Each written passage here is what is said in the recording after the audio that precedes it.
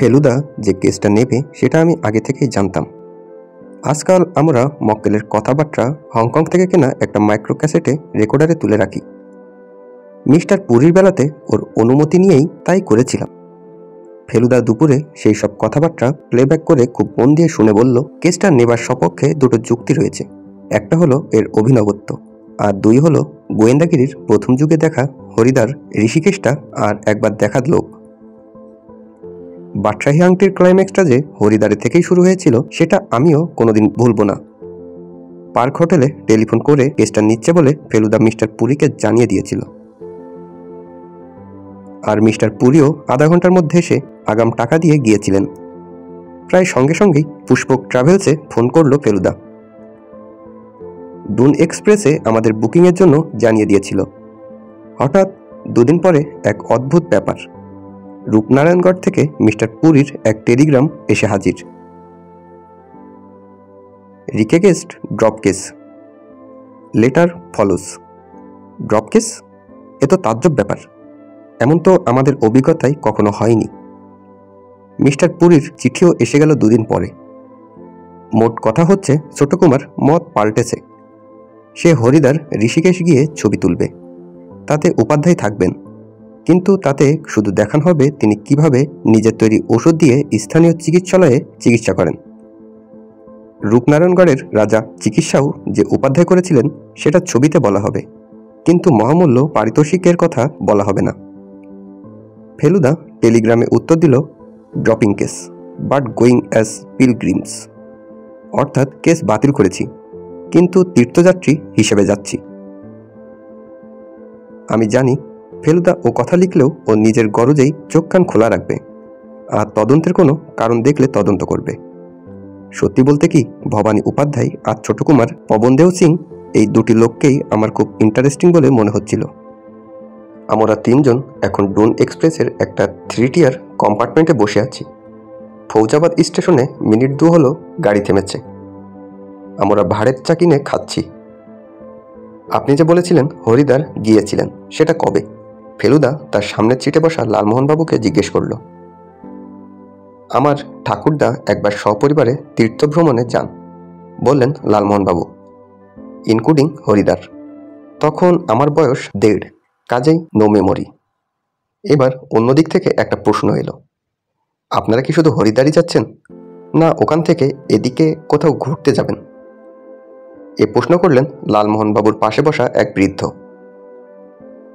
মাথায় সামান চুল, যা আছে সবই পাকা, কিন্তু চামড়া টান, দাঁত সব অরিজিনাল, আর চোখের দুপাশে যে খাসগুলো রয়েছে সেগুলো যেন হাসবার জন্য তৈরি করা হয়েছে। হরিদারে একটু কাজ ছিল, বলল ফেলুদা, সেটা হয়ে গেলে পরে দেখা যাবে। কি বলেন মশাই? বৃদ্ধের চোখ কপালে উঠে গেছে। এদাপুর এসে কেদার বক্সিটা দেখে যাবেন না? বদ্রীনাথ তো সোজা বাসে করেই যাওয়া যায়। কেদারের শেষের কাটা মাইল অবশ্য এখনো বাসারুটি হয়নি, তবে এও ঠিক যে কেদারের কাছে বসরি কিছুই নয়। যদি পারেন তো একবার কেদারটা ঘুরে আসবেন। ফেলুদা আর আমার দিকে তাকিয়ে, আপনাদের বয়সে কি? আর এই লালমোহনবাবুর দিকে তাকিয়ে, এনার জন্য তো ডান্ডি আর টাট্টু ঘোড়াই আছে। টাট্টু ঘোড়াই কখনো? শেষের প্রশ্নটা অবশ্য লালমোহনবাবুকেই করা হলো। লালমোহনবাবু হাতের ভাঁড়টায় একটা শেষ চুমুক দিয়ে জানালা দিয়ে বাইরে ফেলে দিয়ে গম্ভীরভাবে অন্যদিকে চেয়ে বললেন, আগে না, তবে থর ডেজার্টে একবার উটের পিঠে চড়ে দৌড়ের অভিজ্ঞতা হয়েছে। সেটা আপনার হয়েছে কি? বৃদ্ধ মাথা নাড়লেন, তা হয়নি। আমার চড়বার ক্ষেত্র হলো হিমালয়ের এই বিশেষ অংশ। 23 বার এসেছি কেদার বস্রী। ভক্তি টক্তি আমার যে তেমন আছে তা নয়, তবে এখানকার প্রাকৃতিক দৃশ্য থেকেই আমি সব আধ্যাত্মিক শক্তি আরোহণ করি। কোনো বিগ্রহের দরকার হয় না। ভদ্রলোকের নাম পরে জেনেছিলুম মাখনলাল মজুমদার। শুধু কেদার বস্রী নয়, যমুনেত্রী, গঙ্গোত্রী, গোমুখ, পঞ্চকেদার, বাসুকীর্তাল, এই সবও এর দেখা আছে। নেহাত একটা সংসার আছে, না হলে হিমালয়ে থেকে যেতেন। অবশ্য এটাও বললেন যে আজকে বাস ট্যাক্সিতে করে যাওয়া আর আগের দিনের পায়ে হেঁটে যাওয়া এক জিনিস নয়। বললেন আজকাল তো আর কেউ পিলগ্রিম নয়, সব পিকনিকার্স। তবে হ্যাঁ, গাড়ির রাস্তা তৈরি করে তো আর হিমালয়ের দৃশ্য পাল্টানো যায় না। নয়নাভিরাম বলতে যা বোঝায় সেরকম দৃশ্য এখনো অপুরন্ত আছে। ভোর 6টায় ডুন এক্সপ্রেস পৌঁছালো হরিদ্বার। সেই বাদশাহী আংটির সময় যেমন দেখেছিলাম, পান্ডার উপদ্রবটা যেন তার চেয়ে একটু কম বলে মনে হয়। স্টেশনেই একটা রেস্টুরেন্টে চা বিস্কুট খেয়ে নিলাম। উপাধ্যায়ের নাম এখানে অনেকেই জানে। আন্দাজ করেই বোধহয় ফেলুদা রেস্টুরেন্টের ম্যানেজারকে তার হদিস জিজ্ঞেস করল। উত্তর শুনে বেশ ভালো রকম একটা হোঁচট খেলাম। ভবানী উপাধ্যায় 3-4 মাস হলো হরিদাস ছেড়ে রুদ্রপ্রয়াগ চলে গেছেন। তার বিষয়ে আরও খবর কে দিতে পারেন, বলতে পারেন? জিজ্ঞেস করল ফেলুদা। উত্তর এলো, এখানকার খবর পেতে হলে রুদ্রপ্রয়াগ যেতে হবে। আর যদি আগের খবর চান তো কাস্তি ভাই পণ্ডিতের কাছে যান। উনি ছিলেন উপাধ্যায়জির বাড়িওয়ালা, তিনি সব খবর জানাবেন। তিনি কি লক্ষণ মহল্লাতেই থাকেন? হ্যাঁ হ্যাঁ, পাশাপাশি বাড়িতে থাকতেন ওরা। সবাই ওকে চেনে ওখানে, জিজ্ঞেস করলেই বলে দেবে। আমরা আর সময় নষ্ট না করে বিল চুকিয়ে দিয়ে বেরিয়ে পড়লাম। কান্তি ভাই পণ্ডিতের বয়স 60-65, বেটে খাটো, চোখা চোখা ফর্সা চেহারা, খোঁচা খোঁচা গোপ, কপালে চন্দনের ফোঁটা আর চোখে বাইপোকাল চশমা। আমরা ভবানী উপাধ্যায়ের খোঁজ করছি জেনে উনি রীতিমতো অবাক হয়ে বললেন, কি ব্যাপার বলুন তো? আর একজন তো ওর খোঁজ করেই গেলেন এই 3-4 দিন আগে। তার চেহারা মনে আছে আপনার? তা আছে বই কি। দেখুন তো এই চেহারার সঙ্গে মেলে কিনা। ফেলুদা পকেট থেকে ছোট কুমার পবন দেও এর ছবিটা বার করে দেখালো। হ্যাঁ হ্যাঁ, এই তো সেই লোক, বললেন কান্তিভাই পণ্ডিত। আমি রুদ্রপ্রয়োগের ঠিকানা দিয়ে দিলাম তাকে।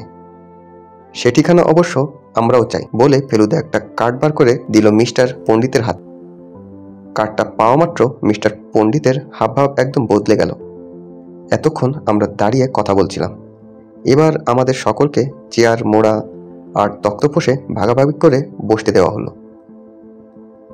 কেয়া কুছ কারবার হে মিস্টার মিত্রের? যতদূর জানি এখনো হয়নি, বলল ফেলুদা, তবে হবার একটা সম্ভাবনা আছে। এবার আমি আপনাকে একটা প্রশ্ন করতে চাই মিস্টার পণ্ডিত, আপনি উত্তর দিতে পারলে খুব উপকার হবে। I will try my best.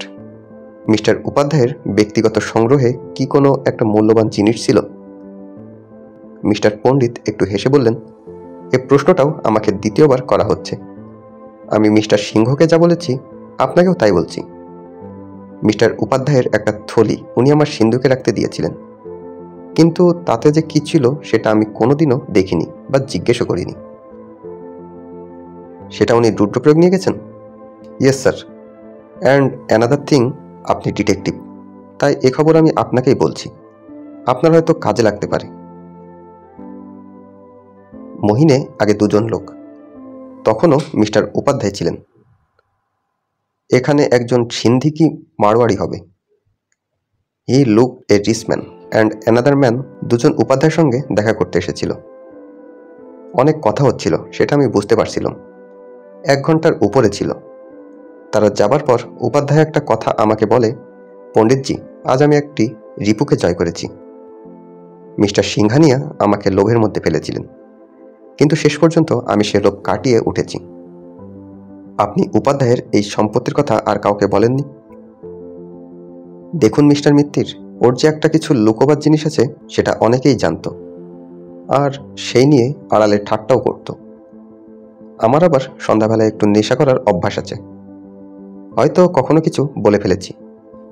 কিন্তু উপাধ্যায়জিকে সকলে এখানে এত ভক্তি করে যে সিন্ধুকে কি আছে সেটা নিয়ে কেউ কোনোদিন মাথা ঘামায়নি। এই যে রুদ্রপ্রয়োগ গেলেন তিনি, এর পিছনে কোনো কারণ আছে। আমাকে বলেছিলেন গঙ্গার ঘাটে ওর একজন সাধুর সঙ্গে আলাপ হয়, তার সঙ্গে কথা বলে উপাধ্যায়ের মধ্যে একটা মানসিক চেঞ্জ আসে। আমার মনে হয় চেঞ্জটা বেশ সিরিয়াস ছিল। কথা টথা সব কমিয়ে দিয়েছিলেন, অনেক সময় চুপচাপ বসে ভাবতেন। ওর ওষুধপত্র কি উনি সঙ্গে নিয়েছিলেন? ওষুধ বলতে তো বেশি কিছু ছিল না, কয়েকটা বয়াম, কিছু শিকড় বাকড়, কিছু মলম, কিছু বড়ি, এই আর কি। তবে আমার নিজের ধারণা উনি কলমে পুরোপুরি সন্ন্যাসের দিকে চলে যাবেন। উনি বিয়ে করেননি? না, সংসারের প্রতি ওর কোনো টান ছিল না। যাবার দিন আমাকে বলে গেলেন, ভোগের রাস্তা, ত্যাগের রাস্তা দুটোই আমার সামনে ছিল, আমি ত্যাগটা বেছে নিয়েছি। ওহ, ভালো কথা, বলল ফেলুদা। আপনি যে বললেন ওর রুদ্রপ্রয়োগের ঠিকানা আপনি দিয়ে দিয়েছিলেন ওই ভদ্রলোককে, আপনি ঠিকানা পেলেন কি করে? কেন, উপাধ্যায় আমাকে পোস্টকার্ড লিখেছেন সেখান থেকে। সে পোস্টকার্ড আছে? আছে বই কি। মিস্টার পণ্ডিত তার পিছনের একটা তাকে রাখা বক্সের ভিতর হাত ঢুকিয়ে একটা পোস্টকার্ড বার করে ফেলুদাকে দিলেন। হিন্দিতে লেখা, 8-10 লাইনের চিঠি। সেটা ফেলুদা বারবার পড়ল কেন, আর পড়ে বিড়বিড় করে দুবার মোস্ট ইন্টারেস্টিং বলল কেন, সেটা বলতে পারবো না। মিস্টার পণ্ডিত আমাদের একটা ভালো ট্যাক্সির কথা বলে দিলেন। আপাতত রুদ্রপ্রয়োগ, তারপর যেখানে যাওয়া দরকার সেখানেই যাবে। গাড়োয়ারির ড্রাইভারের নাম যোগিন্দ রিমার। লোকটিকে দেখে আমাদের ভালো লাগলো। আমরা বললাম 12টা নাগাদ খেয়ে দিয়ে রওনা দেব ঋষিকেশ থেকে। ঋষিকেশ? এখান থেকে মাইল 15। হরিদ্বারে কিছুই দেখবার নেই। গঙ্গার ঘাটটা পর্যন্ত আগের বার যা দেখেছিলাম তেমন আর নেই। বিশ্রী দেখতে, সব নতুন বাড়ি উঠেছে, আর তাদের দেওয়াল জোড়া বিজ্ঞাপন। ঋষিকেশে যাওয়া দরকার, কারণ আমাদের রুদ্রপ্রয়োগে থাকার বন্দোবস্ত করতে হবে। ইচ্ছে করলে ধর্মশালায় থাকা যায়। এখানে প্রায় সব শহরেই বহুদিনের পুরনো নামকরা কালীকমলী ধর্মশালা রয়েছে, কিন্তু ফেলুদা জানে যে রূপনারায়ণগড়ের ছোট কুমার ওসব ধর্মশালায় থাকবে না। আমরা ঋষিকেশে গিয়ে গাড়োয়ার মণ্ডল বিকাশ নিগমের রেস্ট হাউসে একটা ডাবল রুম পেয়ে গেলাম। ওরা বলল যে 3 জন লোক হলে বাড়তি একটা খাটিয়া পেতে দেবে। 12টা নাগাদ খেয়ে আমরা রওনা দিলাম রুদ্রপ্রয়োগ। কয়েক মাইল যাওয়ার পর ডাইনে পড়ল লসমন ঝুলা। এখানেও দুদিকে বিশ্রী বিশ্রী নতুন বাড়ি আর হোটেল হয়ে জায়গাটার মজাই নষ্ট করে দিয়েছে। তাও বাদশাহী আংটির শেষ পর্কের ঘটনা মনে করে গাটা বেশ ছমছম করছিল। রুদ্রপ্রয়োগ জরুরি দুটো কারণে। এক হলো Jim Corbett, the man eating leopard of Rudraprayag, যে পড়েছে সে কোনোদিন বলতে পারবে না কি আশ্চর্য ধৈর্য, অধ্যাবসায় আর সাহসের সঙ্গে করবেট মেরেছিল এই মানুষখেকোকে আজ থেকে 55 বছর আগে। আমাদের ড্রাইভার যোগিন্দর বলল সে ছোটবেলায় তার বাপ ঠাকুরপোর কাছে শুনেছে এই বাঘ মারার গল্প। করবেট যেমন ভালোবাসত এই গাড়োয়ারিরাও ঠিক তেমনি ভক্তি করত করবেটকে। রুদ্রপ্রয়োগের আরেকটা ব্যাপার হচ্ছে, এখান থেকে বস্ত্রী ও কেদার 2 জায়গাতেই যাওয়া যায়। দুটো নদী এসে মিশেছে রুদ্রপ্রয়োগে, মন্দাকিনী আর অলোকানন্দা। অলোকানন্দ ধরে গেলে বদ্রীনাথ, আর মন্দাকিনী ধরে গেলে কেদারনাথ। বদ্রীনাথের শেষ পর্যন্ত বাদ যায়। কেদারনাথ যেতে বাস থেমে যায় 14 কিলোমিটার আগে গৌরীকুণ্ডে। সেখান থেকে হয় হেঁটে, না হয় ডান্ডি বা টাট্টু ঘোড়া ভাড়া করে যাওয়া যায়। ঋষিকেশ থেকে বেরিয়েই বনের মধ্য দিয়ে পাহাড়ের পথ আরম্ভ হয়ে গেল। পাশ দিয়ে বয়ে চলেছে স্থানীয় লোকেরা যাকে বলে গঙ্গামাই। ঋষিকেশ থেকে রুদ্রপ্রয়োগ 140 কিলোমিটার। পাহাড়ের রাস্তায় ঘন্টায় 30 কিলোমিটার করে গেলেও সেই সন্ধ্যের আগে পৌঁছানো যাবে না। তাছাড়া পথে 3টে জায়গা পড়ে, দেবপ্রয়াগ, কীর্তিনগর আর শ্রীনগর। এই শ্রীনগর কাশ্মীরের রাজধানী নয়, গাড়ওয়াল জেলার রাজধানী। পাহাড় ভেদ করে বনের মধ্য দিয়ে কেটে তৈরি করা রাস্তা ঘুরে ঘুরে উঠছে, আবার ঘুরে ঘুরে নামছে। মাঝে মাঝে গাছপালা সরে গিয়ে খোলা সবুজ পাহাড় বেরিয়ে আসছে। তারই কোলে ছবির মতো ছোট ছোট গ্রাম দেখা যাচ্ছে। দৃশ্য সুন্দর ঠিকই, কিন্তু আমার মন কেবল বলছে ভবানী উপাধ্যায়ের কাছে একটা মহামূল্য লকেট রয়েছে। একজন সন্ন্যাসীর কাছে এমন একটা জিনিস থাকবে আর তাই নিয়ে কোনো গোলমাল হবে না, এটা যেন ভাবাই যায় না। তাছাড়া মিস্টার পুরীর একবার ফেলুদাকে কাজের ভাত দিয়ে তারপরই টেলিগ্রাম করে বারণ করাটাও কেমন যেন গন্ডগোল লাগছে। অবশ্য তিনি চিঠিতে কারণ দিয়েছেন ঠিকই, কিন্তু এ জিনিস এর আগে কখনো হয়নি বলে বোধহয় একটা খটকা মন থেকে যাচ্ছে না। লালমোহনবাবু কিছুক্ষণ থেকেই উসখুসি করছিলেন। এবার বললেন, আমি ভূগণ্ডগোল আর ইতিহাস ফাঁসের চিরকালই কাঁচা ছিলাম ফেলুবাবু। সেটা তো আপনি আমার লেখা পড়েও অনেকবার বলেছেন। তাই মানে আমরা ভারতবর্ষের এখন ঠিক কোনখানে আছি সেটা একটু বলে দিলে নিশ্চিত বোধ করব। ফেলুদা তার বাথলোমিও কোম্পানির বড় ম্যাপটা খুলে বুঝিয়ে দিল, এই যে দেখুন হরিদ্বার, আমরা এখন যাচ্ছি এই দিকে। এই যে রুদ্রপ্রয়াগ, অর্থাৎ পূবে নেপাল, পশ্চিমে কাশ্মীর, আমরা তার মধ্যিখানে, বুঝেছেন? হ্যাঁ, এইবারে ক্লিয়ার। পথে শ্রীনগর থেমে চা খেয়ে রুদ্রপ্রয়াগ পৌঁছাতে পৌঁছাতে হয়ে গেল প্রায় 5টা। স্কুল, কলেজ, হাসপাতাল, পোস্ট অফিস, থানা সব মিলিয়ে রুদ্রপ্রয়াগ বেশ বড় শহর। করবেট যেখানে লেপারটা মেরেছিল সেখানে অনেকদিন পর্যন্ত নাকি সাইনবোর্ড ছিল, কিন্তু যোগীন্দর বলল সেটা নাকি কয়েক বছর হলো ভেঙে গেছে। আমরা সোজা চলে গেলাম গাড়ওয়াল নিগম রেস্ট হাউসে। শহরের একটু বাইরে সুন্দর নিরিবিলি জায়গায় তৈরি রেস্ট হাউসে গিয়ে যে খবরটা প্রথমে শুনলাম সেটা হলো কেদারনাথের রাস্তায় এক জায়গায় ধস নামাতে নাকি বাস চলাচল বেশ কয়েকদিন বন্ধ ছিল, আজই আবার নতুন করে শুরু হয়েছে। এতে যে আমাদের একটা বড় রকম সুবিধে হয়েছিল সেটা পরে বুঝেছিলাম। ম্যানেজার মিস্টার গিরিধারী ফেলুদাকে না চিনলেও আমাদের খুব খাতির করলেন। উনি নাকি হিন্দি অনুবাদে বহু বাংলা উপন্যাস পড়ে খুব বাঙালি ভক্ত হয়ে পড়েছেন। ওর ফেভারিট অথর্স হচ্ছেন বিমল মিত্র আর শঙ্কর। মিস্টার গিরিধারী ছাড়াও আরেকজন ভদ্রলোক ছিলেন রেস্ট হাউসে। তিনি কেদারের পথ বন্ধ বলে আটকা পড়ে গিয়েছিলেন, কিন্তু ফেলুদাকে দেখে চিনে ফেললেন। বললেন, আমি একজন সাংবাদিক, আমি আপনার অনেক কেসের খবর জানি। 79-এ এলাহাবাদে সুপ্তঙ্কর মার্ডার কেসে আপনার ছবি বেরিয়েছিল নর্থ ইন্ডিয়া পত্রিকায়। সেই থেকেই আমি আপনাকে চিনেছি।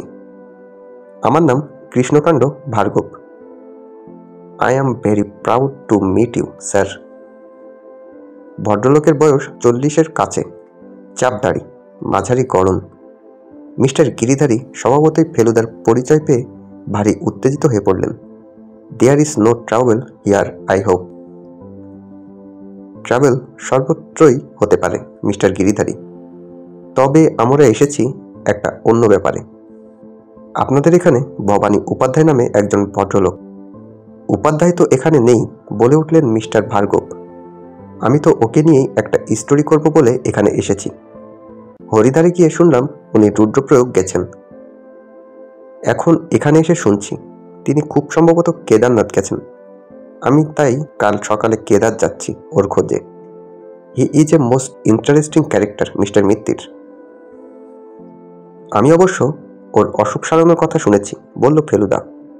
তারপর লালমোহনবাবুর দিকে দেখিয়ে চাপা গলায় বলল, আমার এই বন্ধুটির মাঝে মাঝে একটা মস্তিষ্কের ব্যায়ামের মতো হয়। ভুল বকেন, সামান্য ভায়োলেন্সও প্রকাশ পায়। তাই একবার ওকে দেখাবো ভাবছিলাম। কলকাতার অ্যালোপ্যাথিক হোমিওপ্যাথিতে কোনো কাজ দেয়নি। লালমোহনবাবু প্রথমে কেমন থতমত খেয়ে তারপর ফেলুদার কথা সত্যি প্রমাণ করার জন্য মুখে একটা হিংস্র ভাব আনার চেষ্টা করলেন, যেটা আমাদের একটা নেপালি মুখোশ আছে সেটার মতো দেখালো। তাহলে আমাদের এই কেদার বর্ডি যাওয়ার ছাড়া গতি নেই, বললেন মিস্টার ভার্গব। আমি বসরি গিয়ে ওকে পাইনি। অবশ্য উনি নাকি সন্ন্যাসী হয়ে গেছেন, তাই নামও হয়তো বদলে নিয়েছেন। এই সময় রেস্ট হাউসের গেটের বাইরে একটা আমেরিকান গাড়ি থামল, আর তার থেকে 3 জন ভদ্রলোক নেমে আমাদের দিকে এগিয়ে এলেন। এদের যিনি দলপতি তাকে চিনতে মোটেই অসুবিধা হলো না, কারণ তারই রঙিন ছবি রয়েছে ফেলুদার কাছে।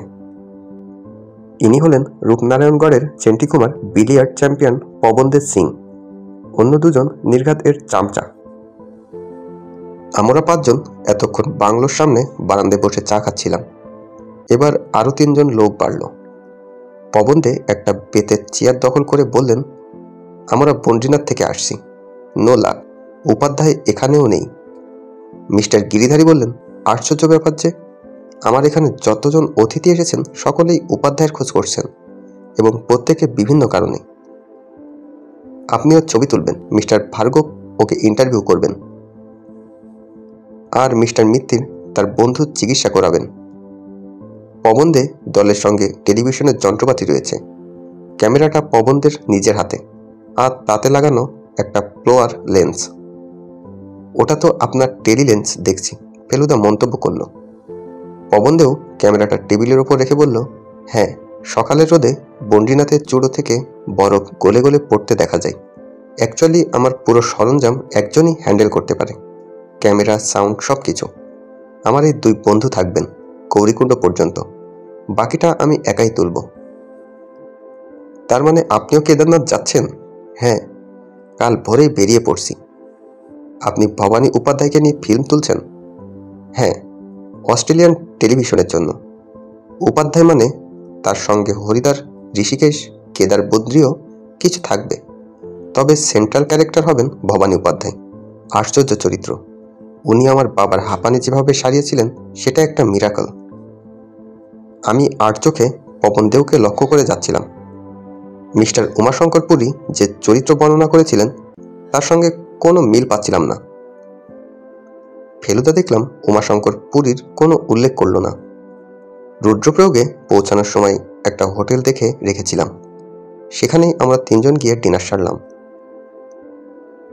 বয় যখন আড়া নিতে এলো তখন লালমোহনবাবু হঠাৎ ভীষণ তেজের সঙ্গে টেবিলের উপর একটা ঘুষি মেরে একটা গোলমরিচ দানা উল্টে দিয়ে বললেন, তিনি আরমারিটোর ডিমের ডালনা খাবেন।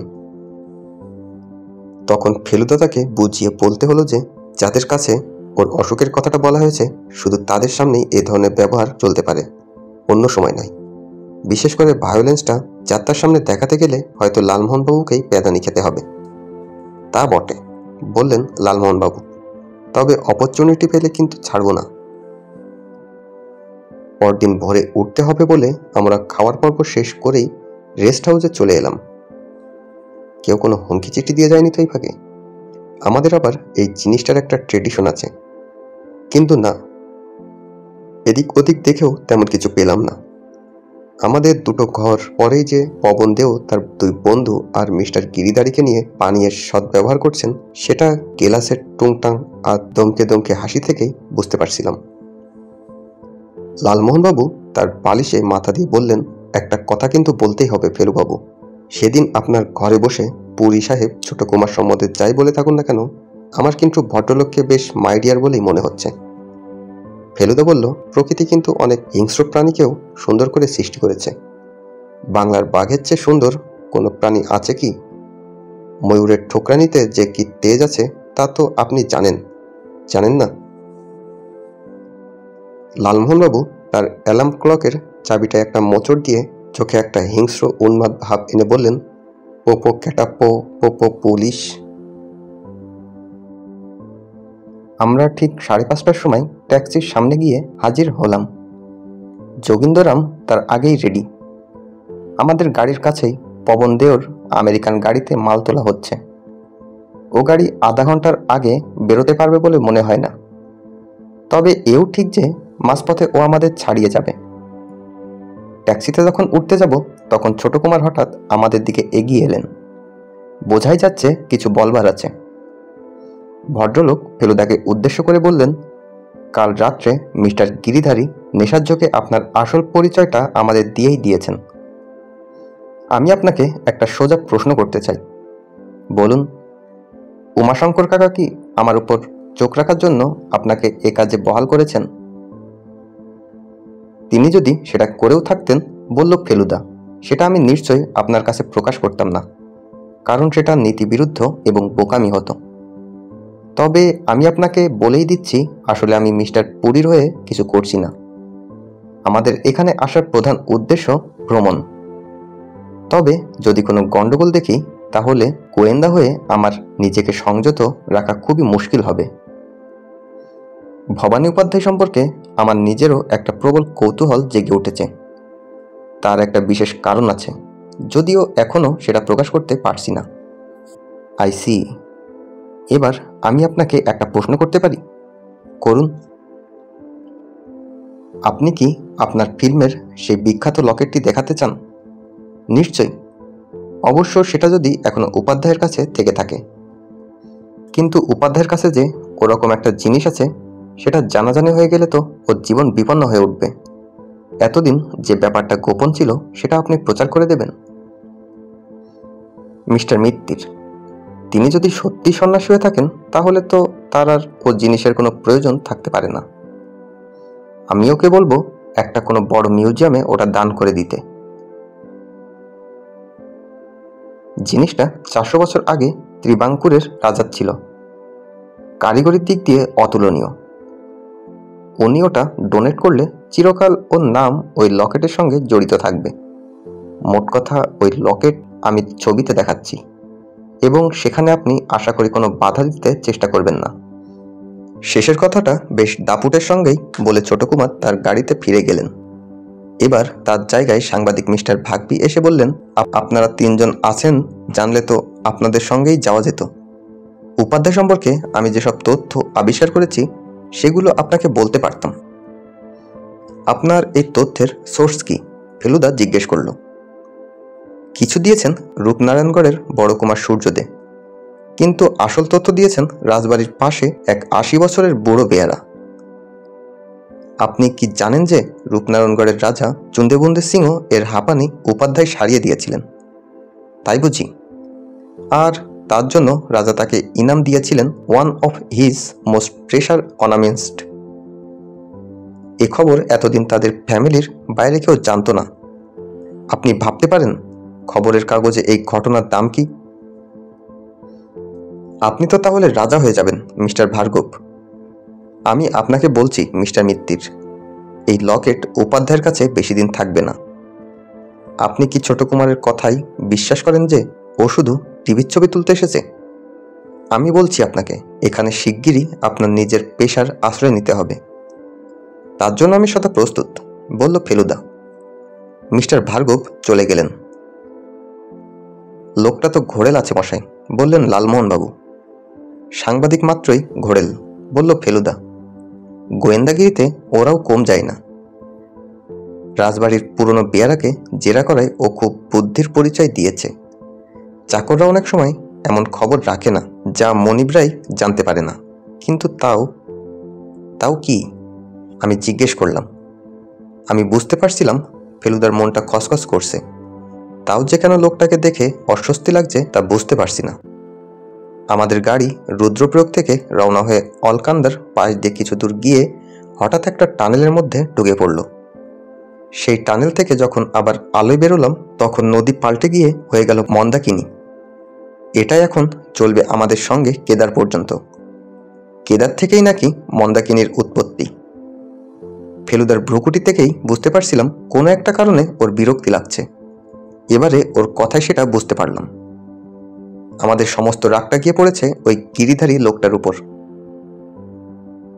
ও যে এত ইররেসপন্স তা ভাবতে পারিনি। ছোট কুমার এখন যে কথাগুলো বললেন সেগুলো অবশ্য ওর পক্ষে স্বাভাবিক। তবে আশ্চর্য লাগছে জেনে যে মিস্টার পুরীর সঙ্গে ওর আবার দ্বিতীয়বার কোনো কথাই হয়নি। সেক্ষেত্রে মিস্টার পুরীর চিঠি, টেলিগ্রাম দুটোই রহস্যজনক হয়ে উঠছে। অবশ্য সবই নির্ভর করছে কে সত্যি বলছে কে মিথ্যে বলছে তার উপর। মোট কথা, কেস ড্রপ করলেও এখানে আসার সিদ্ধান্ত যে ড্রপ করেনি সেটা খুব ভাগ্যের কথা। গৌরীকুণ্ড রুদ্রপ্রয়াগ থেকে 80 কিলোমিটার হলেও এত চড়াই উৎরাই আর এত ঘোরপ্যাচের রাস্তা যেতে বেশ সময় লাগে। পথে 3টে শহর পড়ে। 30 কিলোমিটারের মাথায় অগস্ত্য মুন্নি, হাইট আন্দাজ 900 মিটার।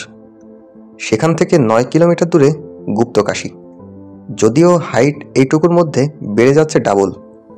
গুপ্তকাশী থেকে সোনপ্রয়াগ, যেখানে সোনগঙ্গা মন্দাকিনীর সঙ্গে এসে মিশেছে।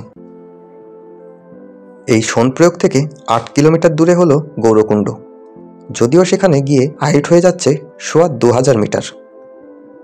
আমাদের গরম জামা যাতে প্রয়োজন হলে সহজেই বার করে নেওয়া যায় তার ব্যবস্থা আমরা করে নিয়েছিলাম। বড় সুটকেস জাতীয় মাল আমাদের সঙ্গে যা ছিল তার সবই গার্ডওয়াল নিগম রেস্ট হাউসের লকারে রেখে দিয়ে এসেছি। ফেরার সময় আবার নিয়ে যাব। লালমোহনবাবুর টাকের জন্য উনি এর মধ্যেই টুপি পরে নিয়েছেন। যদিও আমাদের বাঙালি মাস্কি ক্যাপ না, রাজস্থান থেকে কেনা। কান ঢাকা পশমের লাইনিং দেওয়া স্মার্ট চামড়ার টুপি। অগস্ত্যমণি পৌঁছে গাড়ি থামিয়ে যখন আমরা গরম জামা পরছি তখন আমাদের পাশ দিয়ে বেরিয়ে গেল পবনদেওর আমেরিকান ট্যুরার। ছোট কুমার জানালা দিয়ে হাত বাড়িয়ে ওয়েব করাতে ফেলুদাকে হাত নাড়াতে হলো।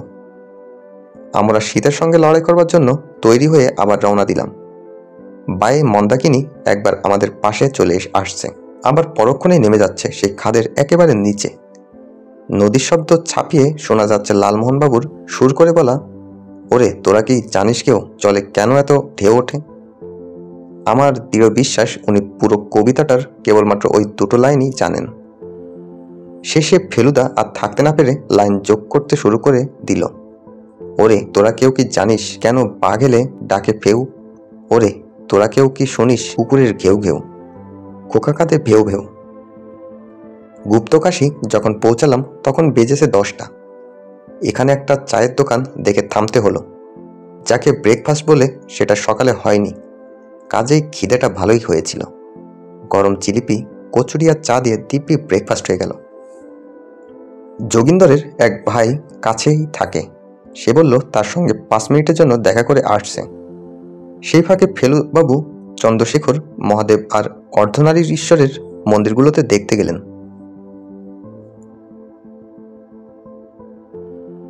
গুপ্তকাশী থেকে পাহাড়ের উপর দেখা যায় অধিমঠ। নভেম্বর থেকে এপ্রিল পর্যন্ত কেদারের পথ যখন বরফের জন্য বন্ধ থাকে তখন কেদারেশ্বরের পুজো এই অধিমঠেই হয়ে থাকে। লালমোহনবাবু মন্দির দেখে ফিরে এলেন, কিন্তু যোগিন্দরের ফেরার নাম নেই। ফেলুদা আর আমি ব্যস্তভাবে এদিক ওদিক দেখছি। এমন সময় দেখি ছোট কুমারের গাড়ি আসছে। ওরা আমাদের পেরিয়ে গিয়ে আবার পিছিয়ে পড়ল কেন? আমাদের দেখে গাড়ি থামিয়ে কুমার নেমে এলেন, বললেন গুপ্তকাশী থেকে নাকি কেদার ও বসরি দুটো চূড়েই ভিউ পাওয়া যায়, তাই ওরা এখানে কিছুটা সময় দিলেন। তবে আর দেরি করলে চলবে না, কারণ তাহলে যাত্রীদের রওনা দেবার দৃশ্য তোলার জন্য আর আলো থাকবে না। কিন্তু তাও যোগিন্দরের দেখা নেই। তার বদলে দেখা দিলেন সাংবাদিক মিস্টার ভার্গব। তার গাড়িটা আগেই দেখেছিলাম আর ভাবছিলাম তিনি এখানে এতক্ষণ কি করছেন। ভদ্রলোক বললেন, কেদারনাথের সেবায়েতের একজন নাকি এখানে রয়েছেন। এরা সকলেই রাওয়াল পরিবারের লোক। এই বিশেষ রাওয়ালটির সঙ্গে নাকি একটা ইন্টারভিউ নিতে গিয়েছিলেন মিস্টার ভার্গব। এখনই আবার তাকে ছুটতে হবে সোনপ্রয়োগ হয়ে গৌরকুণ্ড। মিস্টার ভার্গব চলে যাবার সঙ্গে সঙ্গে একটা বছর 15 ছেলে এসে হঠাৎ 4:30 ওর ট্যাক্সি কি কই প্যাসেঞ্জার হ্যাঁ হ্যাঁ বলে হাঁক দিতেই ফেলুদা ব্যস্তভাবে তার দিকে এগিয়ে গেল। 4:30 কি প্যাসেঞ্জার? হ্যাঁ, কেন কি হয়েছে? ব্যাপার আর কিছুই না, আমাদের গাড়ির ড্রাইভার জখম হয়ে পড়ে আছে কিছু দূরেই। ছেলেটি তাকে চেনে বলে সে খবর দিতে এসেছে। লালমোহনবাবুকে আমাদের জিনিসপত্র পাহারা দেবার জন্য রেখে আমরা দুজন ছেলেটাকে অনুসরণ করে গেলাম। 5-7টা বাড়ি নিয়ে একটা নিরিবিলি পাড়ায় একটা কলাগাছের ধারে যোগিন্দর মাটিতে মুখ তুবড়ে পড়ে আছে। তার মাথার পিছন দিকের ঘন কালো চুলে রক্তের ছাপ। শরীরের ওঠানামা থেকে বোঝা যাচ্ছে সে মরেনি, কিন্তু ফেলুদা তাও দৌড়ে গিয়ে তার নাড়ি পরীক্ষা করল। কে এই কুকীর্তি করেছে এ নিয়ে চিন্তা করার সময় নেই, এখন দরকার ওর চিকিৎসা। ছোকরাটি বলল, এখানে হাসপাতাল দাওয়াখানা দুটোই আছে। সে আবার গাড়ি চালাতে জানে। শেষ পর্যন্ত সেই নিজের ট্যাক্সি চালিয়ে যোগিন্দরকে হাসপাতালে নিয়ে গেল। সব মিলিয়ে ঘন্টা দেড়েক দেরি হয়ে গেল। যোগিন্দরের মাথায় ব্যান্ডেজ, ব্যথাও আছে। তাকে বলা হলো যে এখান থেকে অন্য ট্যাক্সির ব্যবস্থা করে দিলে আমরা তাতেই যাব, কিন্তু সে রাজি হলো না। সে নিজেই যাবে আমাদের নিয়ে। কে মেরেছিল কিছু বুঝতে পেরেছিলে? ফেলুদা জিজ্ঞেস করলো। नहीं, বলল যোগিন্দর। পিছে সে করা মারা। এখানে তোমার কোনো দুশ্মন আছে? কেই ভি নেই। ফেলুদা কি ভাবছে সেটা আমি জানি। দুশ্মন যদি থাকে তো সে আমাদের দুশ্মন। আমাদের দেরি করিয়ে দেবার জন্য ব্যাপারটা করা হয়েছে। শত্রু কে আমরা বুঝতে না পারলেও শত্রু যে রয়েছে তাতে সন্দেহ নেই। আমরা রওনা হবার পর আমি ফেলুদাকে বললাম, আচ্ছা মিস্টার পুরী যে তোমার কাছে এসেছিলেন সেটা জানতে পেরে ছোট কুমার তাকে দিয়ে টেলিগ্রামটা করিয়ে চিঠিটা লেখায়নি তো, যাতে তার কাজে ফেলু মিত্রের কোনো বাধার সৃষ্টি না করতে পারে? এটা তুই খুব ভালো ভেবেছিস তো। বেশ, কথাটা আমারও মনে হয়েছে। অবশ্য তার মানে এটাও বোঝা যায় যে মিস্টার পুরীর উপর একটা কর্তৃত্ব করার ক্ষমতা ছোট কুমারের আছে। তা থাকবে না কেন? বললেন লালমোহনবাবু। Chhotokumar is a prince and Puri is only a karmachari. ঠিক বলেছেন আপনি, বলল ফেলুদা। এখানে বয়সের তফাৎটা কিছুটা ম্যাটার করে না। তবে হ্যাঁ, এটাও ঠিক যে টেলিগ্রাম আর চিঠি সত্ত্বেও যে আমি চলে আসব সেটা বোধহয় ছোটকুমার ভাবতেই পারেনি। তার মানে যোগীন্দরকে জখম ওরাই করিয়েছে? যোগীন্দর যখন বলছে এখানে ওর কোনো শত্রু নেই, তখন আর কি হতে পারে? এক্সকিউজ মি স্যার, বললেন লালমোহনবাবু, আমার কিন্তু ওই সাংবাদিক লোকটিকেও বিশেষ সুবিধের লাগছে না। কেন বলুন তো? আমার নিজেরও যে ভদ্রলোককে একেবারে আদর্শ চরিত্র বলে মনে হচ্ছে তা নয়, কিন্তু আপনার ভালো না লাগার কারণটা জানার কৌতূহল হচ্ছে। সাংবাদিক হলে পকেটে কলম থাকবে না, বললেন লালমোহনবাবু। বাইরের পকেটে তো নেই। কাল যখন কোট পরেছিল তখন দেখলাম বুক পকেটেও নেই, শার্টের পকেটেও নেই। আমার মতো যদি একটা মাইক্রো ক্যাসেট রেকর্ডার থাকে। লালমোহনবাবু যেন কথাটা শুনে একটু দমে গেলেন। বললেন, তা যদি হয় তাহলে অবশ্য আলাদা কথা। আসলে আমার চাপদাড়ি দেখলেই কেমন যেন একটা সন্দেহ হয়। যাকে এবার একটু কাজের কথায় আসা যাক। কি, আপনি কোনটা প্রেফার করবেন, ঘোড়া না ডান্ডি? ন্যাচারালি আপনারা যেটা প্রেফার করবেন সেটাই। এক যাত্রায় তো আর পৃথক ফল হতে পারে না। কেদারের পথ সম্পর্কে আপনার কিঞ্চিত ধারণা আছে আশা করি। হ্যাঁ হ্যাঁ হ্যাঁ, হাসছেন কেন? আমার ধারণাটা বোধ হয় আপনার চেয়েও বিশ্রী। কারণ কেদার যাত্রা সম্বন্ধে এথিনিয়ামের বাংলা শিক্ষক বৈকুণ্ঠ মল্লিক যা লিখে গেছেন তার তুলনায় লিটারেচারই বেশি পাবেন না। তপেশ, জানো পোয়েমটা? না তো। শুনুন ফেলুবাবু। দাঁড়ান, সামনে দুটো ইউটার্ন আসছে, সেগুলো পেরিয়ে যাওয়া যাক। সোজা রাস্তা না পেলে আবৃত্তি করাও যায় না, শোনাও যায় না। মিনিট 10 পরে একটা সোজা রাস্তা পেলে লালমোহনবাবু আবৃত্তি আরম্ভ করলেন। শহরের যত ক্লেদ, যত কোলাহল, ফেলি পিছে সহস্র যোজন, দেখো চলে কত ভক্তজন। হিমগিরি বেষ্টিত এই তীর্থপথে শুধু আজ নয়, সেই পুরাকাল হতে সাথে চলে মন্দাকিনী, অটল গাম্ভীর্য, মাঝে ক্ষিপ্রা প্রবাহিনী। এইবার হচ্ছে আসল ব্যাপার। শুনুন, যাত্রীদের কিভাবে ওয়ার্নিং দিচ্ছেন ভদ্রলোক। তবে শুনি এবে অভিঞ্জের বাণী, দেবদর্শন হয় যেন বহু কষ্ট মানি। গিরিগাত্রে শীর্ণে পথে যাত্রী অগণন, প্রবাণ যায় যদি হয় পদস্থনন। তাও চলে অশ্বার হই, চলে ডান্ডিবাহী, যষ্টিধারী বৃদ্ধ দেখো তাহার ক্লান্তি নাহি, আছে শুধু অটল বিশ্বাস, সব ক্লান্তি হবে দূর, পূর্ণ হবে আশ্বাস। যাত্রা অন্তে বিরাজেন কেদারেশ্বর, সপ্তগুণ সর্বশক্তিধর, মহাতীর্থে মহাপূর্ণ হবে নিশ্চয়, উচ্চকণ্ঠে বলসবে কেদারের জয়। বলল ফেলুদা। বোঝাই যাচ্ছে মল্লিক মশাই কবিতা লিখেছিলেন বাস ট্যাক্সির যুগের অনেক আগে।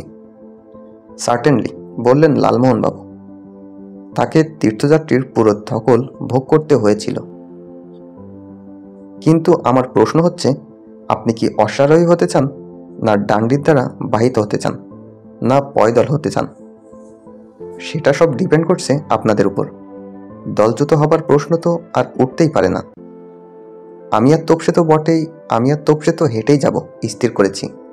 আপনার পক্ষে ডান্ডিটা সবচেয়ে নিরাপদ, কারণ ঘোড়াগুলোর টেন্ডেন্সি হচ্ছে পথের যে দিকটা খাদ তার কানা ধরে চলা। সে টেনশন আপনার সহ্য হবে না। লালমোহনবাবু ভয়ঙ্কর রকম গভীর হয়ে বললেন, শুনুন ফেলুবাবু, আপনি কিন্তু আমার ক্ষমতাকে আন্ডার এস্টিমেট করে চলেছেন। আমি গেলে হেঁটে যাব, আর নয়তো যাব না, এই আমার সোজা কথা। যাক, তাহলে এটা সেটেলড, বলল ফেলুদা। একটা প্রশ্ন আমি করতে পারি কি, বললেন লালমোহনবাবু। অবশ্য এটা জার্নি সম্পর্কে নয়। নিশ্চয়ই পারেন। এরা তো মশাই আমাদের চিনে ফেলেছে, এখন কেদার গিয়ে আমরা করছিটা কি? সেটা সব নির্ভর করছে কে আগে উপাধ্যায়ের সন্ধান পায় তার উপর। ধরুন যদি আমরাই পাই, তাহলে তাকে সবিস্তারে ব্যাপারটা বলতে হবে।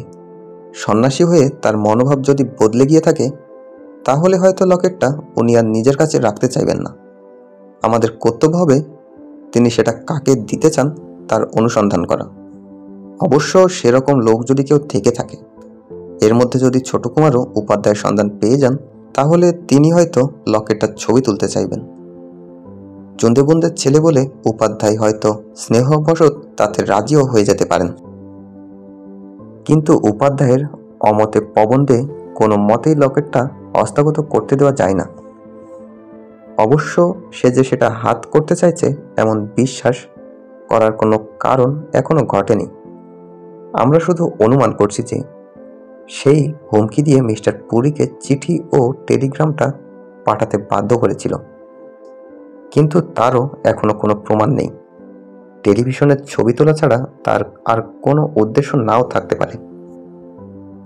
আমি বললাম, কিন্তু সাংবাদিক মিস্টার ভার্গবও যে উপাধ্যায়ের খোঁজ করছেন।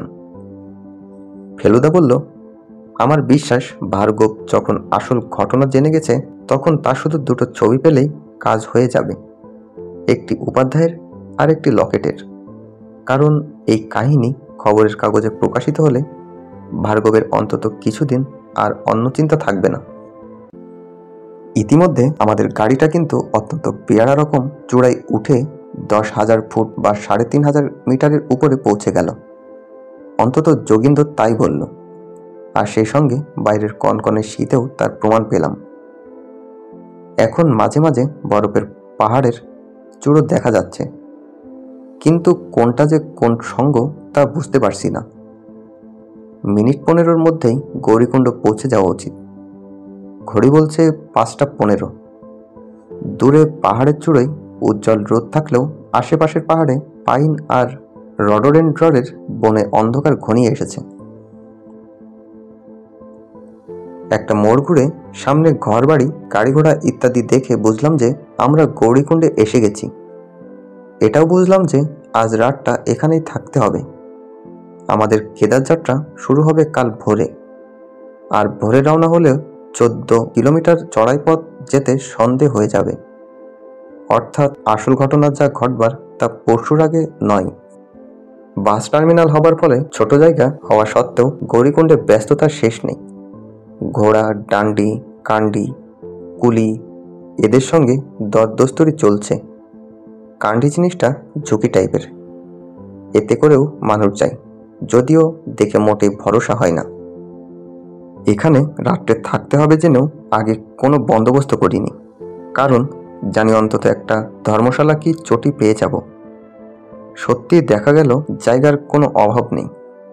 এখানে পান্ডারা ঘর ভাড়া দেয়, বিছানা, বালিশ, লেপ, কম্বল সবই দেয়। পান্ডার বাঙালি না হলেও বাঙালি যাত্রী এত আসে যে এরা দিব্যি বাংলা শিখে গেছে। এদের থাকার ঘরগুলো হয় দোতলায়, বেটে বেটে ঘর, যা সিলিংয়ে ফেলুদার মাথা প্রায় ঠেকে যায়। এই ঘরের নিচে থাকে সেই রকম বেটে বেটে সারা বাঁধা দোকান। সস্তার ব্যাপার, তবে আমাদের কথা হচ্ছে রাত্রিরে ঘুমানো। সেই কাজটাই কোনো ব্যাঘাত হবে বলে মনে হলো না। আমরা এখানে এসেই ছোট কুমারের হলদে আমেরিকান গাড়িটা দেখেছিলাম। ওরা আমাদের চেয়ে ঘন্টা চারেক আগে পৌঁছেছে নিশ্চয়ই। অর্থাৎ দুপুরে ঘোড়া নিয়ে রওনা হয়ে রাত্রিরের মধ্যে পৌঁছে যাবে।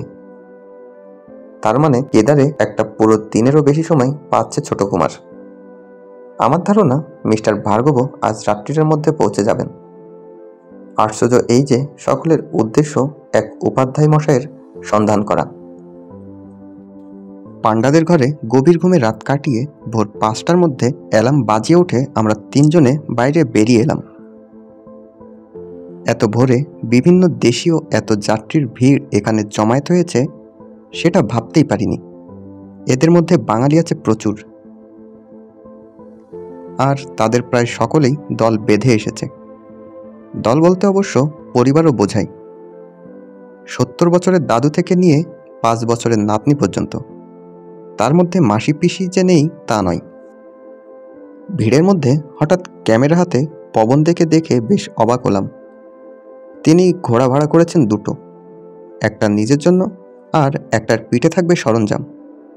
আমাদের দেখে বললেন সোনপ্রয়াগে নাকি অনেক ইন্টারেস্টিং ছবি তোলার ছিল, তাই কাল এসে পৌঁছাতে বেশ রাত হয়েছে। আমাদের সঙ্গেই অবশ্য রওনা হচ্ছেন। তবে উনি থেমে থেমে ছবি তুলতে তুলতে যাবেন। ক্যামেরা ও সাউন্ডের সরঞ্জাম থাকবে নিজের সঙ্গে, ফিল্ম অথবা কাঁচামাল থাকবে অন্য ঘোড়ার পিঠে। ফেলুদা ছোট কুমারের কাছ থেকে সরে এসে বলল, রহস্যের শেষ নেই। উনি কি তাহলে কেদারের লোক লাগিয়েছেন উপাধ্যায়কে খুঁজে বের করার জন্য? যাই হোক, এসব ভাবার সময় এখন নয়, কারণ আমাদের রওনা দেবার সময় এসে গেছে। আপনি তাহলে দৃঢ় সংকল্প যে হেঁটেই যাবেন? ফেলুদা লালমোহনবাবুকে আবার জিজ্ঞেস করল। ইয়েস স্যার, বললেন জটায়ু। তবে হ্যাঁ, আপনাদের সঙ্গে তাল রেখে হাঁটতে পারবো কিনা সে বিষয়ে আপনি আদৌ চিন্তা করবেন না। আপনি আপনার নিজের ক্ষমতা অনুযায়ী হাঁটবেন। গন্তব্য যখন এক, রাস্তা যখন এক, তখন পিছিয়ে পড়লেও চিন্তার কারণ কিছুই নেই। এই নিন, এইটা হাতে নিন। আমরা 3 জনের জন্য 3টে লাঠি কিনে নিয়েছি, যার নিচের অংশটা ছুচালো লোহা লাগানো। এ লাঠি এখন প্রত্যেক পদযাত্রীর হাতে। এর দাম 2 টাকা। ফিরে এসে আবার ফেরত দিলে 1 টাকা ফেরত পাওয়া যায়। তারই একটা ফেলুদা লালমোহনবাবুকে দিয়ে দিল। আমরা ঘড়ি ধরে 6টায় রওনা দিলাম। লালমোহনবাবু যেরকম হাঁক দিয়ে জয় কেদার বলে তার প্রথম পদক্ষেপ নিলেন, আমার তো মনে হলো তাতেই তার অর্ধেক এনার্জি চলে গেল। পাহাড়ের গা দিয়ে পাথরে বাঁধানো রাস্তা, শুধু যে শীর্ণ তা নয়, এক এক জায়গায় এক একজনের বেশি একসঙ্গে পাশাপাশি যেতে পারে না। একদিকে পাহাড়, একদিকে খাদ, খাদের নিচ দিয়ে বয়ে চলেছে মন্দাকিনী। দুদিকেই মাঝে মাঝে বড় বড় গাছ থাকার ফলে যাত্রীদের মাথার উপর একটা চাদোয়ার সৃষ্টি হয়েছে। তবে বেশিরভাগ অংশেই গাছপালা নাই, খালি শুকনো ঘাস আর পাথর। পায়ে যারা হাঁটছে তাদের মুশকিল হচ্ছে, অশ্বারোহী আর ডান্ডিবাহীদের জন্য প্রায় তাদের পাশ দিতে হচ্ছে। এখানে নিয়মটা হচ্ছে কি, সবসময় পাহাড়ের গা ঘেঁষে পাশ দেওয়া। খাদের দিকটায় গিয়ে পাশ দিতে গেলে পদস্থলনে সমূহ সম্ভাবনা। যোগব্যায়াম করি বলে বোধহয় আমাদের দুজনের খুব একটা কষ্ট হচ্ছিল না। লালমোহনবাবুর পক্ষে ব্যাপারটা খুব শ্রম সাপেক্ষ হলেও উনি প্রাণপণে চেষ্টা করছিলেন সেটা যেন বাইরে প্রকাশ না পায়। চড়াই ওঠার সময় তো কথা বলা যায় না। এরপর খানিকটা সমতল রাস্তায় আমাদের কাছাকাছি পেয়ে বললেন, তেনজিং নোরকের মাহাত্ম্যটা কোথায় সেটা এখন বুঝতে পারছি। মিনিট 20 চলার পর একটা ঘটনা ঘটল, যেটা আমাদের কেদার পৌঁছানোটা আরও আধ ঘন্টা পিছিয়ে দিল। একটা বেশ বড় পাথরের খণ্ড পাহাড়ের গা দিয়ে হঠাৎ গড়িয়ে এলো সোজা ফেলুদার দিকে।